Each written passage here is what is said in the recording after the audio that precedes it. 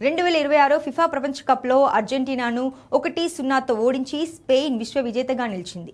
అయితే ఈసారి 48 జట్లు పాల్గొనడంతో ఫిఫా తన ప్రైజ్ పూల్ను రికార్డు స్థాయిలో $871 మిలియన్ పెంచింది. అంటే భారత కరెన్సీలో దాదాపు 7,400 కోట్లు అన్నమాట.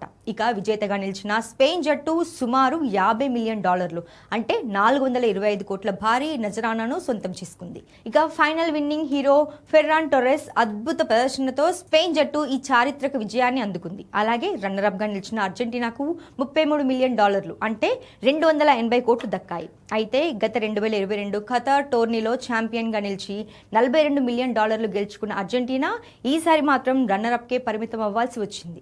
దీంతో అర్జెంటీనా ప్లేయర్లు ఎమోషనల్ అయ్యారు. ఇదే క్రమంలో టోర్నీలోని స్థానాలను బట్టి ఫిఫా బహుమతులను వివరాలను విభజించింది.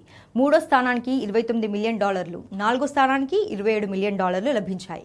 క్వార్టర్ ఫైనల్ చేరిన జట్లకు $19 మిలియన్, రౌండ్ ఆఫ్ 16 జట్లకు $15 మిలియన్ చొప్పున పారితోషికం అందాయి. మొత్తం ప్రైజ్ పూల్లో $703 మిలియన్ ప్రతిభ ఆధారిత చెల్లింపులకే కేటాయించగా మిగిలిన మొత్తాన్ని అర్హత సన్నాహక నిధులుగా అందించారు. టోర్నీలో పాల్గొన్న ప్రతి జట్టుకు కనీసం 10 నుండి $12.5 మిలియన్ గ్యారెంటీ లభించింది. దీంతో ఈ భారీ ఆదాయం ఆయా దేశాల ఫుట్బాల్ మౌలిక సదుపాయాల అభివృద్ధికి ఎంతగానో దోహదపడనుంది.